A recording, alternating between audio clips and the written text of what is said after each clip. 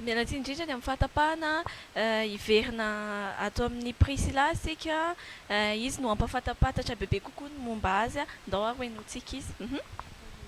Miarabantsika rehetrarehetra ny tokantrano miarabantsika manaraka ny Awakening Generation andro faharoa moa androany dia mino hoe afaka mbola mandray zavatra tsika androany.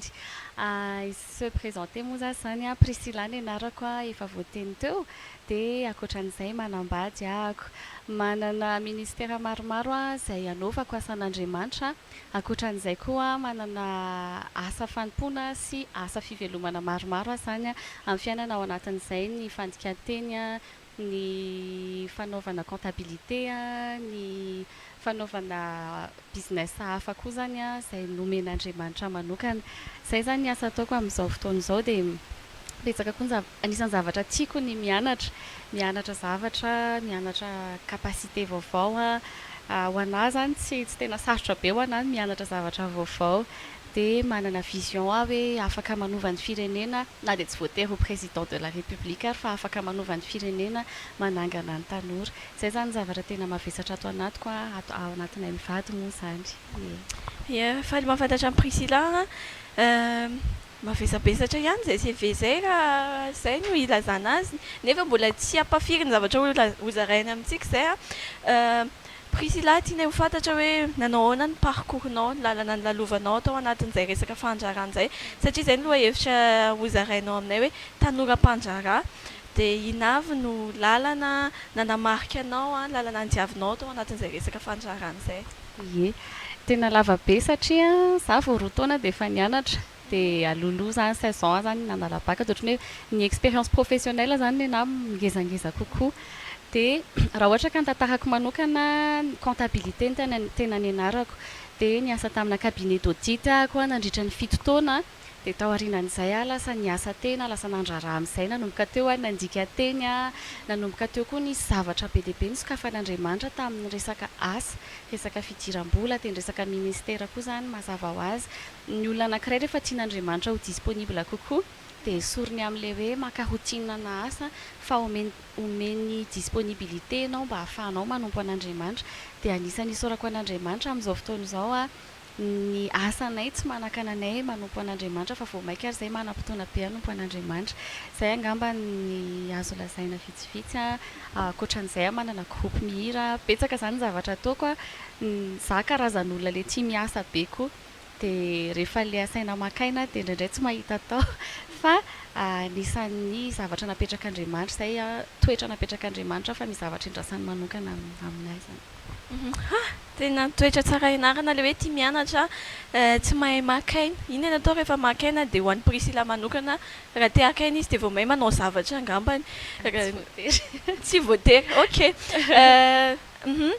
Ny zavatra nitenenao nanamarika anahy teo hoe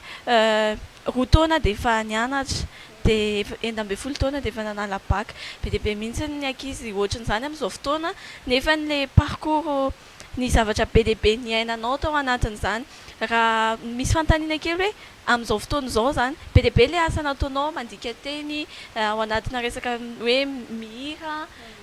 inona zany izao raha amin'izao fotoana izao tena maka ny fotoananao amin'ireo asa be dia be activité be dia be nolazainao teo ireo. D'accord. Izay zany izay mivady nanana hetaheta ngeza be hoe anova ny firenena hitondra zavatra eto amin'ny firenena dia tamin'ny herintaona nisy business vaovao nomen'Andriamanitra anay dia tena niteneny mihitsy hoe tsy ny ampiasaiko anareo ahafahako manangana ny toe-karenan'ny malagasy dia izay zany tena hoe amin'ny resaka asa zany izay zany ny asa ataonay ngeza indrindra amin'izao raha fehezina zafady raha fehezina ny asa nataonay teo aloha za sady miasa en ligne no manao comptabilité manao traduction manao interprétation be dia be mihitsy ny asako fa nandritry ny covid tonga dia tsisy le izy dia izay zany sisa ny ataonay izao ankoatr'izay mbola mandika teny fa tena hoe kely lasa ohatrany hoe tselika zany le fandika teny amin'izao fa ankoatran'izay manangana ankizy mampianatra ankizy hoe manasoa ny manodidina izay dia manao asa maromaro zany izay ohatrany hoe lasa ohatrany hoe asa soa ny betsaka ataonay izao no ny tena asa fa nefa n'izay mihitsy le tian'Andriamanitra ho atao. Lasa asa soa no betsaka no le tena asa. Andriamanitra mitahantsika amin'ny fomba mahagaga manome tsika dia ny ten'andriamanitra milaza hoe sambatra kokoa ny manome noho ny mandray fa rehefa manome tsika dia omen'andriamanitra mihoatra lavitra n'ilay omentsika hitra fantaniana manaraka minao fa mahaliana anareo ny lalana ny diavin'ny Priscilla sy izay mbola ho diaviny manaraka eto fantaniana manaraka dia hoe manao ahoana ny fandrindranao ny fahasahiranana sy ireo fanamby rehetra ao anatin'izany resaka fandraharana izany betsaka ny tanora sahirana misy fotoana tena hoe avelan'ny zareo miabandona hozy izy hozy izy tsika raha ohatra izay no mahalaza azy rehefa sendran'ilay fahasarotana tena tsy hainy intsony hoe ahoana ny atao dia ahoana ny ahafahanao mandrindra n'ireny fahasarotana sy fanamby be dia be ao anatin'ny fandraharana ie marina mihitsy teny lova so zay be dia be ny olona hoe rehefa misy zavatra sarotra dia mieritreritra izy hoe tena tsisy aletsony fa tapitra zany dia aloha ajanona le izy te hanararoatra an'izay mihitsy ny aho hoe ny zavatra tsy hoe rehefa sarotra dia tsy sitrapon'andriamanitra le izy na hoe rehefa misosa fotsiny dia sitrapon'andriamanitra zay fa misy fotoana rehefa miteny andriamanitra hoe tia ny sitrapoko dia na sarotra ary iny dia sitrapony foana fa tsy maintsy tanteraka dia tao anatin'izay ho anahy manokana zao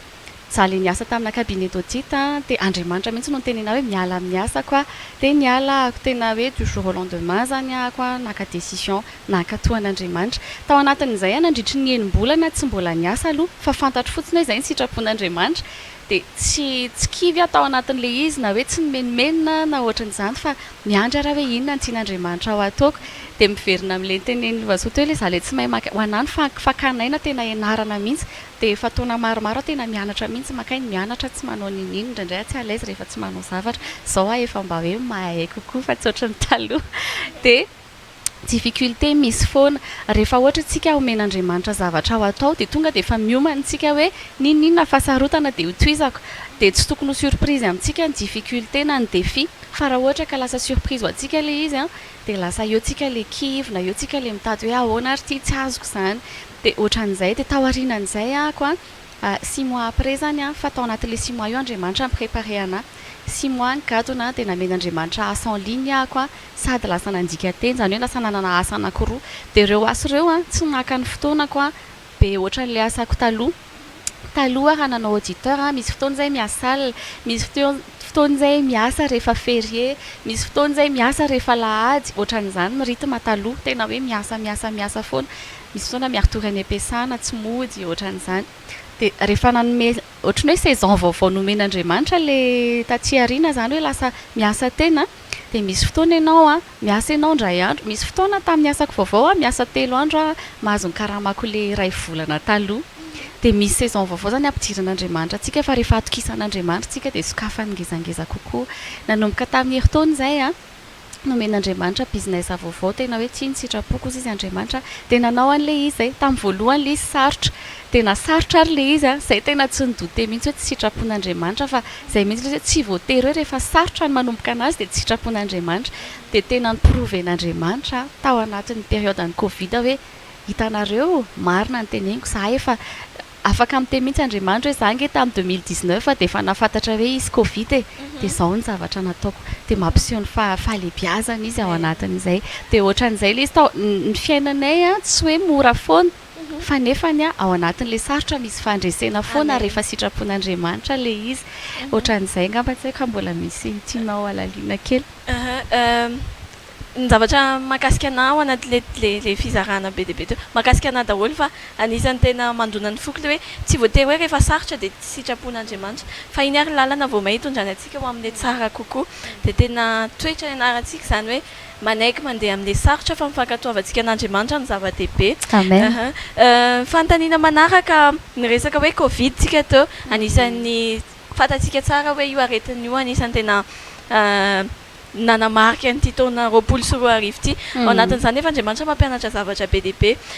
dia be ny asan'ny ato nisy efa tsy niverina tsony mihitsy tao anatin'ity taona 24 ity efa hifarana moa ty taona ity tsara ho mariana nefa andriamanitra mbola manana surprise ho antsika foana dia ny fantaniana manaraka Priscilla hoe nanao ahoana ny atrehana n'le ame anara-pahasalamana nisy lafiny tsara nisy lafiny ratsy ohatrohatrany ahoana ny ainanao an'izay mba zaraintsika ho an'ny tanora rehetra raha ohatra ka fezina izy dia nahafinaritra nisy victoire be tsy ohatran'ny be dia be ny secteur ny katso tao anatin'ny période-ny Covid. Ho anahy manokana zao niasa comptabilité dia niasa en ligne dia nifandika teny reo aloha ny katso tena zay tena tonga dia réalité mois de mars tamin'ny 6 mars angamba zay dia tonga dia naray mail tamina client be dia be hoe annulé daholo ny contrat rehetrarehetra tonga dia même jour dia tonga dia tsy niasa intsony teo zany. Dia tao aorianan'izay nefa nisy an'ilay business nresahako teo hoe Andriamanitra efa fantatr'Andriamanitra hoe izy ny Covid dia izy efa mana solution de rechange ho an'ny zanany izay manaiky c'est sensible maheno an'ilay izy. Dia tao anatin'izay ilay asa nataonay zany iny ny fantohanay ho anay manokana ny Covid aleo tsy afaka mivoaka nanapa-kevitra zay hoe tokony fotoana ny Covid ifantohana misimisy amin'Andriamanitra. Andriamanitra manomana zavatra ngeza be après Covid dia mila mitady kokoa an'Andriamanitra nandritra ny Covid dia izay ny tena ny fantohanay. Dia niasa le asa anankiray zay sisa zany le business nataonay voaingana zany dia iny nefany tena nampiseho an'Andriamanitra hoe sitrapoko ty mitahan'ity zavatra ty satria te hanangana fiainan'olona maro be dia be ny olona voaroaka tamin'ny asa nandritra ny Covid fa nefany zay tamin'ny alalan'io business io afaka nanangana fiainan'olona maro au contraire. Dia izay le hoe Andriamanitra zany ohatran'ny Josefa mihitsiny hoe amin'ny fotoanan'ny mosary ampiasain'Andriamanitra ny zanany Josefa tena nampiasainy namatsy ny olona be dia be dia ohatran'izay ny zavatra niainanay tao anatin'ny Covid iny. Dia ho anay zany nafinaritra le Covid nafinaritra le izy satria nafahan'Andriamanitra naneo ny voninahiny. Amen. Misaotra an'Andriamanitra satria tena tsika ampiasain'Andriamanitra tokoa amin'ny hitahinany hafa satria izay ny tena Andriamanitra amin'ny alalantsika no hitahin'Andriamanitra ny hafa dia tena asehon'Andriamanitra porofony amin'ny alalantsika zany. Fantaniana manaraka inona ny zavatra tena nafinaritra indrindra anao tao anatin'izany leadership zany tao anaty resaka fitantanana ny zavatra tena hoe nanamarika anao tena zao kosa tena anisany ohatran'ny hoe kiondalana ngeza be angamba na hoe nisy point anankiray tena hitanao Andriamanitra tena fitahiana be ty zavatra ty. Tena mahafinaritra amin'ny resaka tarika rehefa mitarika olona za moa zany mitarika ekipa maromaro amin'ny fiainana amin'ny asa manana mpiasa ao an-trano employé zany miasa ao anatin'ny business